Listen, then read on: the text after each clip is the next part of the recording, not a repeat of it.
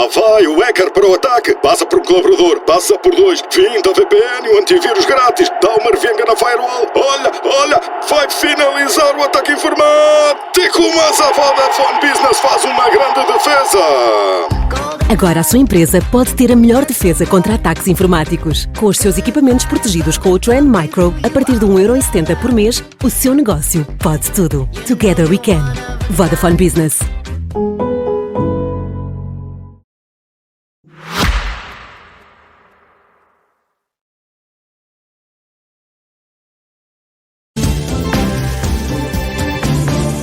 Vamos ao Antes pelo Contrário, com José Eduardo Martins e Pedro Delgado Alves. Boa noite a ambos. Pedro, vamos começar por si e por estes casos de fraude ou de aproveitamento do SNS.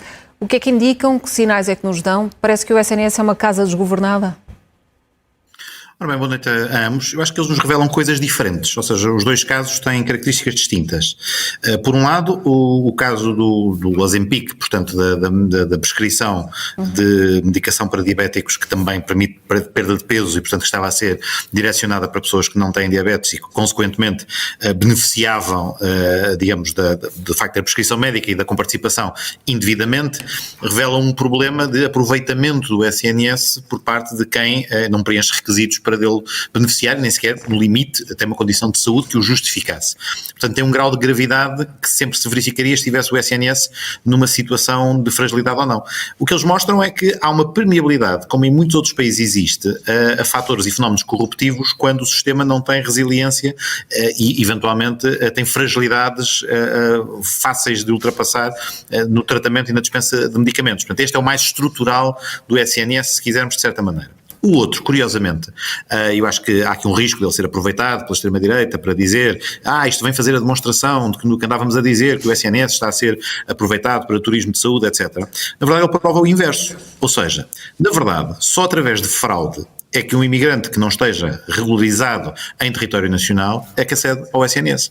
Tem-se procurado fazer esta demonstração. Nos debates é sempre muito difícil. O Chega procura sempre passar esta ideia de que há uma pressão da presença das pessoas que estão irregulares no território nacional no SNS, mas de facto as regras que temos, se tivessem a ser aplicadas, e esse é o problema, portanto aqui há uma fraude, há uma violação da lei, há a prática de um crime que leva a que pessoas a que não deviam estar inscritas no SNS estivessem, mas na verdade revela que as regras que temos, e quando estamos a fazer alterações à lei, é com base na revisão das leis que vigoram efetivamente, que nos devemos preocupar, mostra que efetivamente, dessa perspectiva, o sistema tem regras sólidas em que se evita o chamado turismo sexual, o turismo de saúde, para evitar o aproveitamento do SNS por essa via. E, portanto, manifestamente, há que ter cautela na forma como este caso vai ser abordado, e nos dois, em especial no primeiro, esqueci-me de dar esta nota há instantes, é importante também que não recaiam sobre a médica que alegadamente praticou os factos ilícitos e que passou as prescrições, que não recaia sobre ela toda a censura e todo o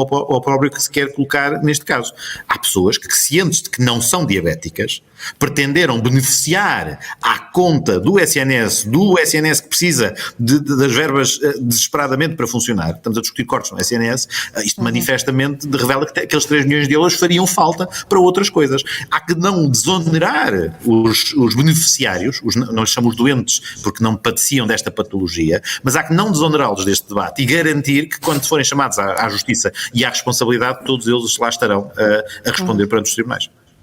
José Eduardo, como é que o Estado não detecta de forma precoce 65 mil prescrições fraudulentas ou a inscrição de 10 mil imigrantes de forma ilegal no SNS? Faz impressão, não faz? A mim faz-me um bocadinho.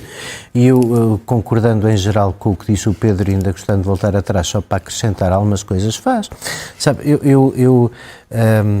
uma das primeiras pessoas com quem trabalhei, o Dr. Adolfo Carranca, que porventura a seguir ao meu pai é uma das pessoas, é a pessoa que mais me ensinou coisas na vida para eu ser útil e trabalhar, descobriu numa empresa de construção, onde foi advogado, um esquema de sobrefaturação só porque as pessoas iam marcando coisas com clipes. Ora, dá vontade de dizer quando o SNS, apesar de ter duplicado de orçamento em 10, 12 anos, manteve mais ou menos a mesma percentagem de fraude, crime, desperdício entre os 3% e os 5%, consoante a contabilidade que é preciso fazer.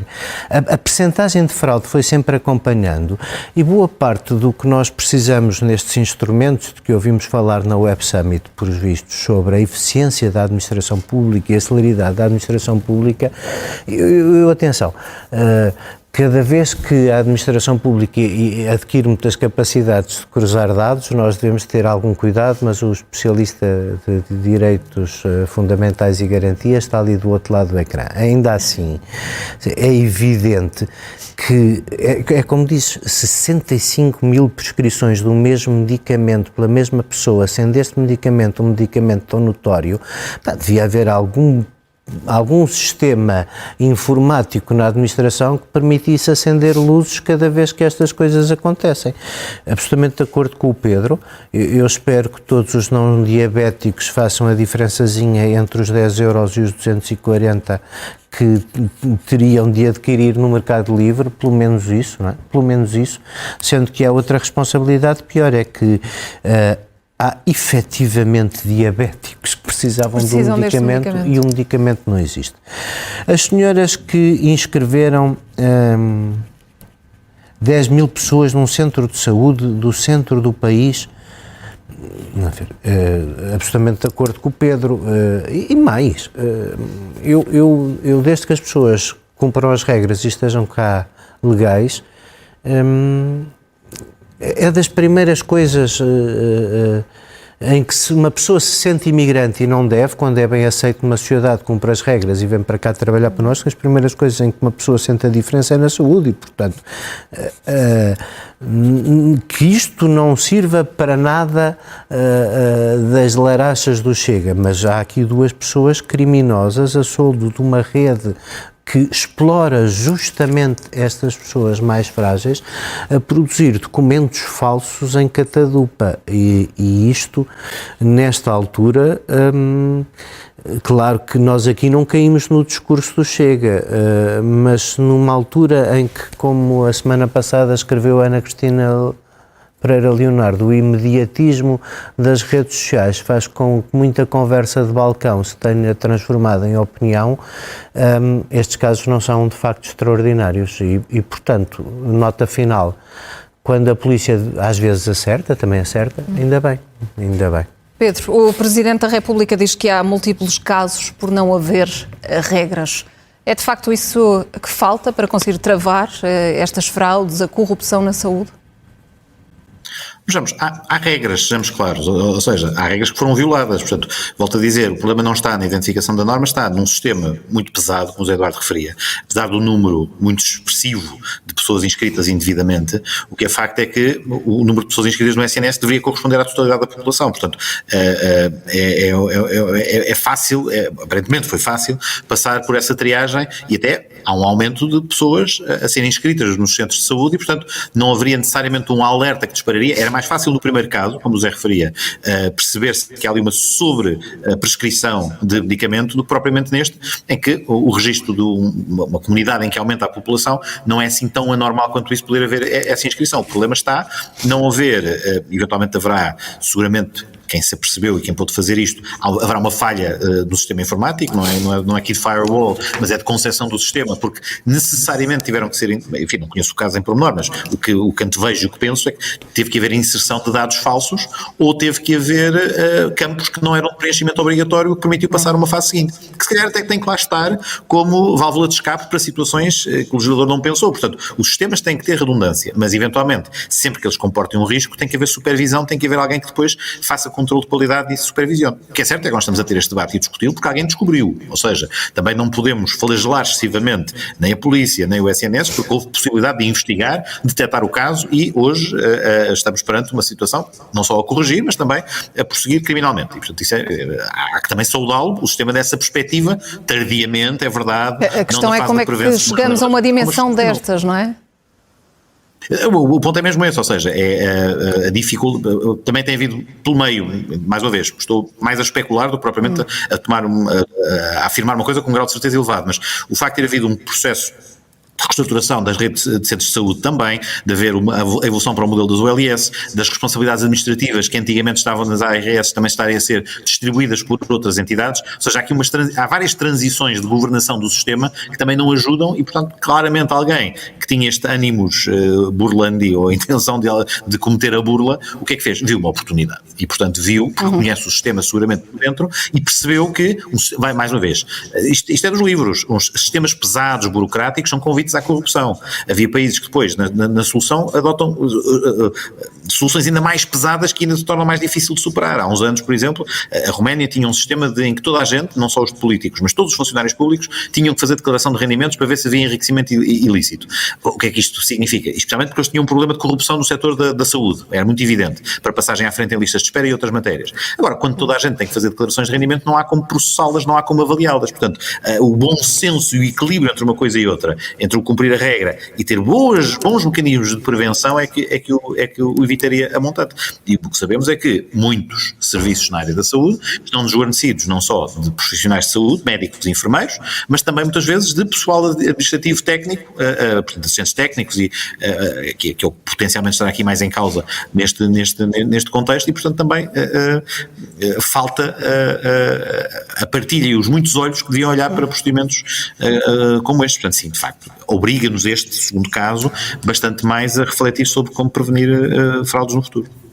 E nesse sentido, José Eduardo, a Ministra espera que a unidade de combate contribua para prevenir fraudes na saúde, mas certo é que ela foi anunciada e ainda não está a funcionar. Fará a mesma diferença? Alguma coisa tem que fazer, porque eu estava a pensar naquilo que o Pedro disse, de se ter congratulado por estes dois casos terem, pronto, não nos flagelemos, porque alguma coisa aconteceu e estes casos foram apanhados. O meu problema é assim, eu acho que a noção de que há pessoas a receitar indevidamente não precisa de muito mais que algum conhecimento empírico, e só apanhamos as pessoas que passam 65 mil receitas, eu fico preocupado, porque os dois casos são de tal maneira, são de uma magnitude tão grande, que num dos casos, a passagem de receitas, isto infelizmente acontece muito. Acontece muito, e não é só com o Ozempic. E, portanto, há um tema em geral de oneração pelos medicamentos, que são das coisas mais caras do Serviço Nacional de Saúde, pela uma receitação indevida, vamos dizer assim. E, portanto, há imensos casos, como toda a gente sabe, de eu já preciso da minha receita e preciso, o médico lá do serviço passa-me a receita, que é sempre a mesma coisa. E isso, enfim, merecia muita pedagogia também da própria ordem dos médicos, merecia outro tipo de atenção. Já o segundo caso, Pedro tem razão, se o sistema é muito pesado e burocrático, a corrupção espalha-se como mancha de óleo, mas então o sistema não é só pesado e burocrático, eu imagino isto um sistema uniforme, nacional, era só o sistema daquela unidade local de saúde, não valerá a pena ir perceber rapidamente se não há sítios onde não estão 11 mil inscritos, mas há 200, 300, 400, 500 de cada vez? É porque a sensação que eu fiquei perante estes dois casos é que foi só eram de tal maneira, não podiam de tal maneira deixar, eram de tal maneira diferentes, eram de tal maneira impactantes que difícil era não acabar um dia por os descobrir. Não é um sucesso extraordinário tê-los descoberto, pena é que tenham tido que inchar desta maneira para serem coisas notórias e suscetíveis de intervenção. No mais, seguramente que uma das áreas em que a reforma do Estado precisa de avançar a sério é no combate ao desperdício, à fraude, a todas estas coisas, é sobretudo aqui, mais do que no enquartamento dos prazos das decisões, que eu vejo possibilidades de haver grandes ganhos na administração pública. Quanto mais combatermos a fraude, nós este ano tivemos aqui uma discussão sobre se era correta ou não era correta a redução que se procurou fazer na despesa dos hospitais, que é uma gota d'água no que tem sido o crescimento do Serviço Nacional de Saúde. E seguramente inferior a estas vicissitudes que ocorrem e não deviam ocorrer e, portanto, levar isto a sério liberta dinheiro para o Serviço Nacional de Saúde, que gasta cada vez mais e precisa cada vez mais. Vamos olhar também para os presidenciais, um balanço dos primeiros debates até aqui. Pedro, o que é que mais se destaca e se ficou convencido ou convicto com o desempenho de António José Seguro? Eu acho que é uma semana que é um bom arranque de debates para António José Seguro, de facto, no embate com André Ventura, que para muitas pessoas às vezes é esta ideia que o debate decisivo é com André Ventura. Há que ter presente que André Ventura está com uma agenda nestas eleições presidenciais que não é para as ganhar, e eu acho que ele tem noção disso. Está com uma agenda de mediatização adicional, de ocupar espaço na comunicação social durante este período, e, portanto o seu objetivo não é ser Presidente da República no dia 9 de março de 2026, e consequentemente qualquer embate com André Ventura é assimétrico, porque não estão de facto a jogar o mesmo jogo, e o objetivo de André Ventura não é o mesmo dos candidatos que efetivamente estão a tentar fazer-se eleger Presidente da República. E portanto, o estilo agressivo, que eu acho que André Ventura vai tentar repetir com Marcos Mendes, mas que tenho mais dúvidas que se atreva a fazer com o Almirante Gouveia Melo, que apesar de tudo seria contraditório com a sua linha argumentativa e com o seu posicionamento ser confrontacional em excesso com o militar, por um lado, e ainda para mais alguém que também vem de fora dos partidos. Mas eu acho que com Marcos Mendes vai ser exatamente o mesmo registro, ou talvez possa se arrepender face a como lhe correu o debate, e acho que a avaliação global é que o debate lhe correu mal da perspectiva da percepção pública, poderá mudar de estilo, mas era o estilo com o qual seguramente ele pensaria em encarar o debate com Marcos Mendes. E acho que Seguro não teve contemplações, acho que foi capaz de resistir a esse embate, não permitir que o debate fosse sequestrado pelo André Ventura e pelo respectivo estilo, e portanto faz um bom começo de prestações nos debates. Que lá está, as sondagens ainda não são indicativas de nada quanto a perceber exatamente, até há hoje mais uma que ainda para mais estão os 5 primeiros todos dentro das margens de erro, portanto coisas muito próximas para se perceber se alguém se destaca e portanto onde é que estão os verdadeiros alvos e os verdadeiros desafios. Mas para já diria que é um bom arranque para António José Seguro na forma como entra nos debates. O segundo debate da semana, já esse, o de Marcos Mendes com António Filipe, eu acho que em ambos os casos é um debate curioso, porque acho que ambos saem, não digo vencedores, mas saem do debate como queriam sair, ou seja, diferenciando-se um do outro, portanto afastando-se mutuamente do adversário e portanto ocupando os seus espaços políticos próprios, e ambos, curiosamente, acho que ambos a tentar fazer uma coisa, a tentarem provar que são mais moderados de certa maneira que os partidos que os apoiam, ou que a sua área política, ou seja, Marcos Mendes não é uma caixa de ressonância da AD, ou tenta não ser uma caixa de ressonância da AD, tenta diferenciar-se e até ter um discurso para não assustar as pessoas que não querem pôr os ovos todos no mesmo cesto, e António Filipe também tenta ser mais abrangente do que o PCP, compreensivelmente também, hoje o que o PCP conta eleitoralmente é muito menos do que no passado. Portanto, acho que foi um debate bem conseguido para ambos, divergiram ambos bem em termos de posicionamento e dos espaços que querem ocupar, e pronto, ninguém esperava ali encontrar o debate por excelência desta temática. Estou curioso para o debate de hoje, enfim, que ainda ocorrerá, porque... Entre Gouveia Melo e Coutinho Figueiredo? Exatamente, porque acho que é muito importante para o Almirante, ou seja, o Almirante Gouveia Melo vai ter o seu primeiro debate, não é o seu primeiro debate nas eleições presidenciais, é o seu primeiro debate na vida, ou seja, é a primeira vez que vai confrontar-se com uma estrutura de debate com este teor. Eu acho que ele também é muito importante para Coutinho de Figueiredo, que já tem bons resultados nas sondagens, está a deixar uma marca interessante para captar eleitores que não estavam especialmente entusiasmados com estas eleições. Pedro, para fechar, tenho que passar a palavra ao José Eduardo. Tem capacidade de enfrentar um debate nas presidenciais, eu acho que corre aqui um risco grande de entrar com o pé esquerdo, nada contra a esquerda, mas que entrar com o pé esquerdo, como se diz no jargão, como sendo uma coisa negativa nesta campanha. Está sinistra. José Eduardo, está a ser um bom arranque de debates? Eu gostei, mas vamos acender aqui a luz no canto e apoiando Marcos Mendes. Um por convicção, outro por imposição. O Pedro continua a ser candidato, não é preciso pôr luzinha no Pedro. Mas é a diferença, a convicção e a imposição. A dar notas, vamos lá começar. Assim, descaradamente apoiando o meu candidato. Tem havido debates e tem havido sondagens. E o Luís Marcos Mendes, a quem se apontava que um dos problemas era sabermos tudo o que ele pensa, porque teve muito tempo na televisão, ser muito constante, muito pouco imprevisível, tudo isso se transformou na qualidade do tempo que queremos e reflete-se nas sondagens. Pois há sondagens para todos os gostos e sempre que o Luís Marcos Mendes está à frente numa, no dia a seguir aparece uma mais pequenina em que o Almirante Gouveia Melo aparece à frente. Mas, se há coisa que é comum a todas é que o Luís Marcos Mendes passa à segunda volta. Isso é uma vitória do centro moderado, da racionalidade, da previsibilidade. Até porque o outro candidato, que um bocadinho renegando a esquerda, aquele que é apoiado pelo partido do Pedro, o António José Seguro, tenta ser este mesmo centro moderado, estável, fiável e conhecido, tem um pequeno problema, é que nos últimos 12 anos, como não lhe conhecemos opinião sobre nada, e os últimos também não têm ajudado muito, eu nem sei exatamente o que é que ele pensa sobre a guerra na Ucrânia, ou sobre quase nenhum dos assuntos que nós vimos aqui discutir todas as semanas, e portanto está um bocadinho com dificuldade, isso também se nota nas sondagens, em preencher os espaços em branco, que são muitos de há muito tempo para cá. Os outros dois candidatos dos 4 que, teoricamente, pela média das sondagens, passam à segunda volta, André Ventura podem ser as boas notícias. As boas notícias para quem não concorda com André Ventura, não o quer vingar, é não passar à segunda volta, como é evidente, mas ter mesmo um resultado bastante abaixo do que foi o resultado do Chega. Ora, quando isso acontece num momento em que André Ventura não é só fazer os debates como se não estivesse neles, a falar por baixo dos outros, por cima, aquela coisa com constantes interrupções. De facto, os debates com André Ventura são uma espécie de 2 programas, porque ele não está sequer sintonizado na mesma onda dos outros, nem lhe interessa. Mas decidiu carregar... Diz? Está a jogar Calvin Bola, é aquele jogo. É isso mesmo, está a jogar Calvin Bola. Para quem gosta do Calvin. Era uma banda desenhada ótima que o público divulgou na última página há muitos anos. Mas como ele está apostado em carregar nas tintas, isto não é o Bangladesh, essas coisas todas, esse carregar nas tintas tem-lhe tirado votos.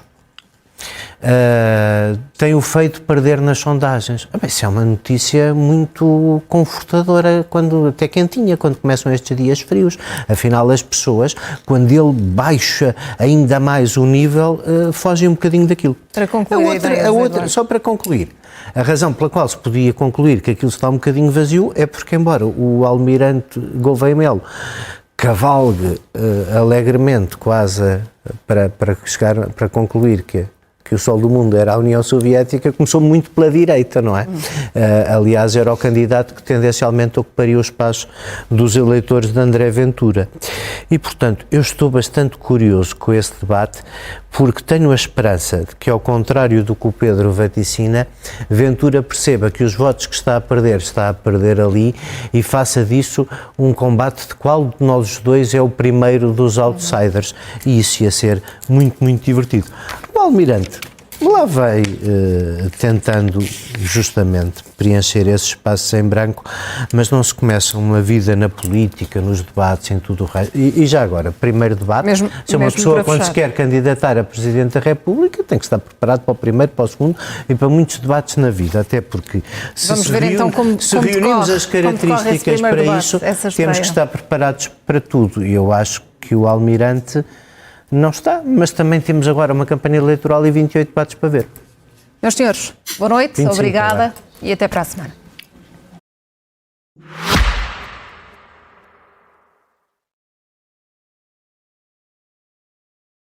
Lá vai o hacker para o ataque. Passa por um colaborador, passa por 2. Finta VPN e o antivírus grátis. Dá uma revenga na firewall. Olha, vai finalizar o ataque informático. Mas a Vodafone Business faz uma grande defesa. Agora a sua empresa pode ter a melhor defesa contra ataques informáticos. Com os seus equipamentos protegidos com o Trend Micro, a partir de 1,70€ por mês, o seu negócio pode tudo. Together we can. Vodafone Business.